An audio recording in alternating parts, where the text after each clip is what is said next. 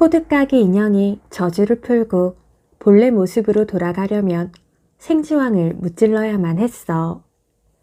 또 흉측한 외모에도 불구하고 진정으로 호두까기 인형을 사랑해줄 아가씨가 있어야만 했지. 마리, 호두까기 인형을 구해줄 수 있는 유일한 사람은 내가 아니야.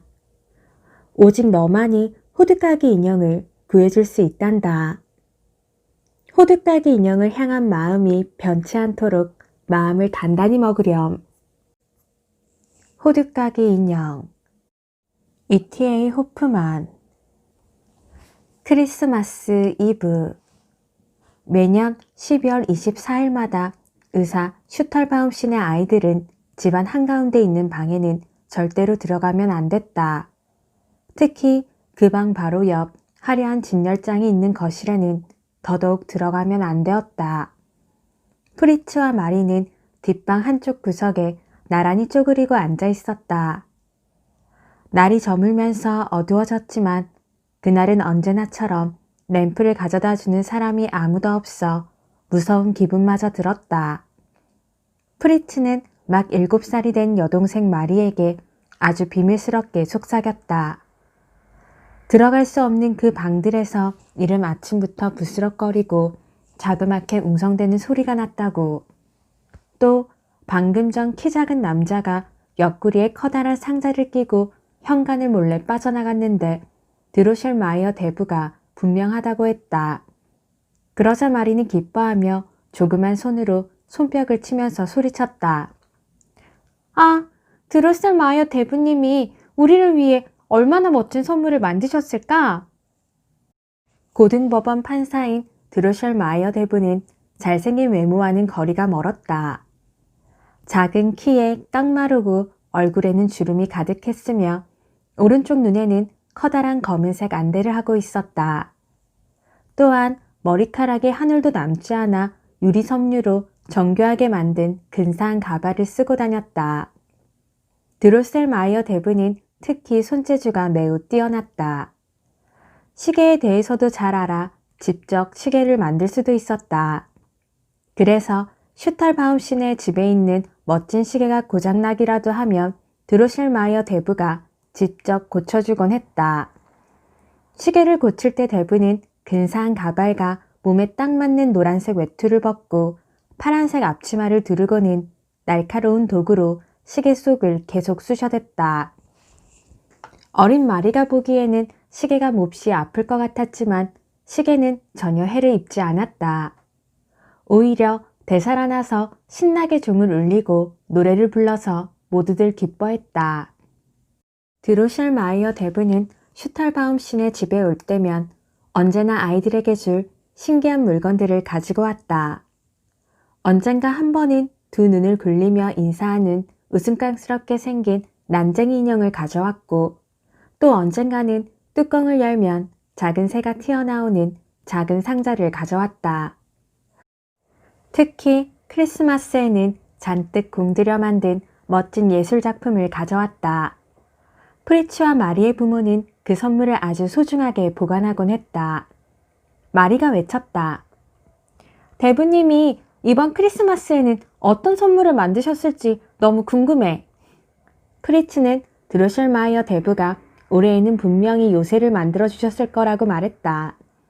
요새 안에는 멋진 병사들이 왔다 갔다 행진하며 훈련을 하고 있고 바깥에서는 요새 안으로 병사들이 쳐들어오기 위해 전진해온다. 그러면 요새 안에 있는 병사들이 용감하게 대포를 쏘면서 그들을 쳐부수겠지. 마리가 프리츠의 말을 가로막았다. 아니야. 대부님은 나한테 예쁜 정원을 만들어줄 거라고 하셨어. 커다란 호스가 있고 황금 목걸이를 한 백조들이 호스를 헤엄쳐 다니며 멋진 노래를 부르는 거야. 그러면 작은 여자애가 호수로 다가가 백조들을 불러 달콤한 마지펜을 주는 거지. 그러자 프리츠가 퉁명스럽게 쏘아붙였다. 백조들은 마지펜을 먹지 않아. 그리고 아무리 드로셜 마이어 대부님이라고 해도 정원 전체를 만들 수는 없어. 게다가 대부님이 주시는 선물은 우리가 계속 갖고 놀 수도 없잖아. 엄마랑 아빠가 가져가 버리시니까. 그래서 난 엄마랑 아빠가 주시는 선물이 더 좋아. 우리가 얼마든지 가지고 놀 수 있잖아. 아이들은 이번에는 부모님이 어떤 선물을 줄지 이야기하기 시작했다. 마리는 자신의 커다란 인형인 트루트앤 아가씨의 얼굴이 많이 변했다고 말했다. 칠칠치 못하게 트루트앤 아가씨가 바닥에 자주 떨어져 얼굴이 지저분해졌기 때문이라고 했다. 하지만 트루트앤 아가씨는 그럴 때마다 심술궂게 미소 지으며 옷이 더럽혀지는 것이 조금도 쓰지 않는다며 자신이 아무리 야단을 쳐도 소용이 없다고 불평했다.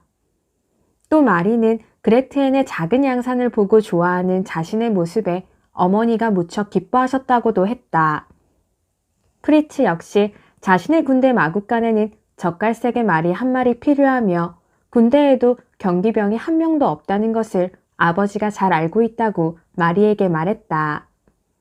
마리와 프리츠는 부모님이 자신들을 위해 갖가지 멋진 선물을 준비해서 거실에 진열 중이며 예수님이 아이처럼 다정하고 경건한 눈길로 그 자리를 비춰주고 있다는 것을 잘 알고 있었다. 예수님이 은혜로운 손길로 어루만져 주시기에 크리스마스에 받은 선물은 그 어떤 선물보다 즐겁고 기쁘다는 사실도 말이다. 어떤 선물이 기다리고 있을지 끊임없이 속삭이고 있는 아이들에게 프리츠의 누나이며 마리의 언니인 루이제가 이렇게 덧붙였다. 사랑하는 부모님의 손길을 빌어 아이들에게 커다란 기쁨을 가져다주는 선물을 주시는 분은 예수님이라고. 그리고 무슨 선물이 좋은지 아이들보다 더 잘 알고 계시는 분도 예수님이라고 말했다. 그러니 무슨 선물을 가지고 싶은지 소원을 빌 필요가 없으며 그저 조용히 경건한 마음으로 크리스마스 선물을 기다리면 된다고 하였다. 어린 마리는 골똘히 생각에 잠길 듯 했지만 프리츠는 혼자 중얼거렸다. 그래도 난 마리랑 경기병이 꼭 갖고 싶은걸? 어느덧 날이 완전히 저물어 깜깜해졌다. 마리와 프리츠는 바짝 붙어 앉아 있었다. 아이들은 누구 하나 감히 입을 열 수 없었다. 마치 보드라운 날개가 자신의 주변을 파닥이며 날아다니고 멀리서 웅장한 음악 소리가 들려오는 듯했다. 환한 한 줄기 빛이 벽을 스쳤다. 아이들은 이제 아기 예수가 빛나는 구름을 타고 다른 아이들에게로 날아간다는 것을 알았다. 그때 은방울같이 맑은 소리가 울렸다. 딸랑딸랑. 문이 활짝 열리고 거실에서 밝은 빛이 쏟아져 들어왔다. 아이들이 소리쳤다. 우와! 아이들은 몸이 굳어버린 듯 문 입구에 멈춰섰다. 어머니와 아버지가 아이들 옆으로 다가와 손을 잡고 말했다.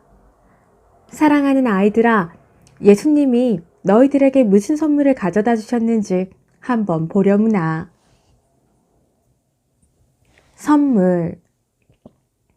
내 이야기를 읽고 있거나 듣고 있거나 내 이름이 프리츠, 테오도어, 에른스트, 그 밖에 누구든지 간에 아름답고 화려한 선물로 장식된 작년 크리스마스 탁자를 떠올려 보기 바란다. 그러면 프리츠와 마리가 완전히 말문이 막힌 채 그저 눈이 반짝이면서 멈춰선 모습이 충분히 이해되리라. 잠시 후 마리가 숨을 깊이 내쉬며 소리쳤다. 아, 예뻐. 정말 예뻐. 프리츠는 제자리에서 몇 번씩이나 멋지게 공중제비를 넘었다. 올 1년 동안 아이들이 예년보다 착하게 행동한 게 틀림없었다. 이번 크리스마스 이브만큼 아름답고 멋진 선물을 잔뜩 받아본 적이 없었기 때문이다. 거실 한가운데 있는 커다란 전나무에는 금빛 은빛 사과가 주렁주렁 매달려 있었다. 나뭇가지마다 설탕을 바른 아몬드와 알록달록한 사탕, 그리고 온갖 먹을 것들이 마치 꽃송이나 꽃봉오리처럼 열려 있었다. 하지만 그 무엇보다 아름다운 것은 바로 무성한 짙은 색 나뭇가지들 위에서 별처럼 반짝이는 수없이 많은 작은 불빛이었다. 스스로 안팎으로 빛을 발하는 나무의 모습이 마치 아이들에게 꽃송이와 가위를 따라고 정답게 속삭이는 것 같았다. 나무 주위에 놓인 선물들도 아주 화려하게 빛이 났다. 너무나 아름다운 온갖 물건들이 놓여 있었다. 도대체 누가 이렇게 멋진 광경을 말로 다 표현할 수 있을까? 마리는 예쁜 인형들과 깔끔하고 아담한 모양의 각종 소꿉들을 바라보았다. 무엇보다 화려한 리본으로 귀엽게 장식된 실크 드레스가 가장 예뻤다. 그 옷은 마리가 사방에서 자세히 살펴볼 수 있도록 바로 앞 나무 옷걸이에 걸려 있었다. 마리는 실크 드레스를 이리저리 살피면서 몇 번이나 소리쳤다. 정말 예쁜 옷이야. 매우 예뻐. 이렇게 예쁜 옷을 내가 입어볼 수 있다니. 그동안 프리츠는 젓갈색 말이 탁자 위에 담장 안에 놓여 있는 것을 발견하고는 서너 번 그 주위를 총총 걷거나 달려보면서 말을 시험해 보았다. 말에서 내리면서 프리츠가 말했다. 야생마구나. 하지만 괜찮아. 내가 잘 길들이면 되니깐. 그런 다음 프리츠는 경기병 중대를 살펴보았다. 빨간색과 황금색 제복을 입은 경기병들은 은으로 만든 무기를 들고 있었다. 또 경기병들이 탄 백마가 어찌나 하얗게 윤기가 흐르는지 이 말도 은으로 만들었다고 해도 믿을 정도였다.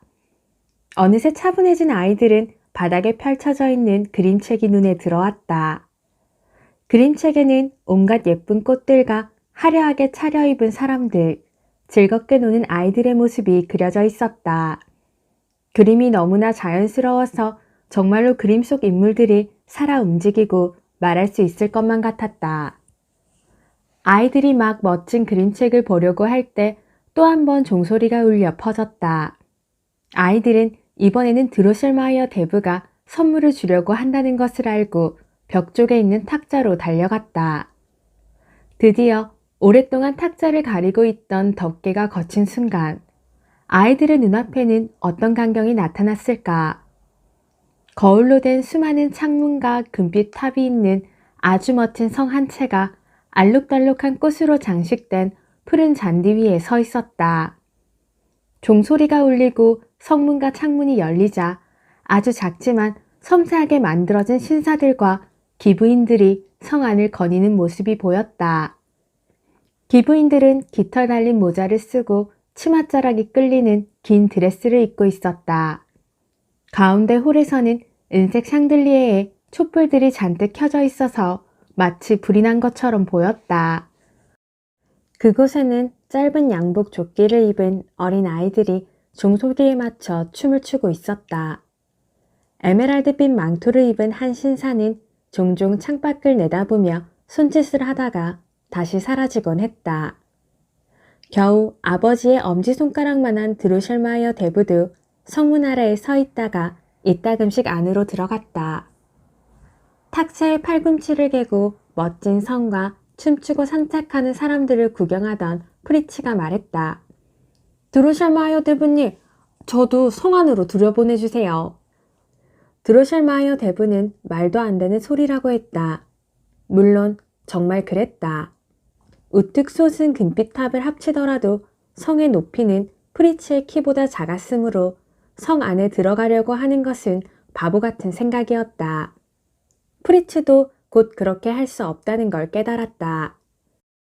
성 안에서는 여전히 신사와 기부인들이 왔다 갔다 거닐고 있었고 아이들은 춤을 추고 에메랄드빛 망토를 입은 신사는 창밖을 향해 손짓하고 성문에 서 있는 드로셜마이어 대부는 안으로 들어갔다 나오기를 반복했다.